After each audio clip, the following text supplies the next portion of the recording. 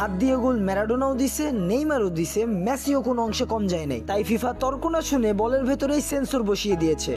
বিশ্বকাপে ব্যবহার হওয়া আধুনিক ফুটবলের ভেতরে থাকে একটি বিশেষ সেন্সর চিপ, যাকে বলা হয় কানেক্টেড বল টেকনোলজি। একজন ফুটবলার ঠিক কোন মুহূর্তে বল স্পর্শ করেছে সেটা শতভাগ নির্ভুলভাবে বের করা আগে ভিএআর সিস্টেমে বড় সমস্যা ছিল, কারণ ক্যামেরা সবকিছু দেখলেও সেই একদম নির্দিষ্ট মুহূর্তটা ধরতে অনেক সময় কঠিন হয়ে যেত। তাই ফিফা আর অ্যাডিডাস মিলে বলের ভেতরেই বসিয়ে দিয়েছে একটি ইমো সেন্সর, আইএমইউ সেন্সর।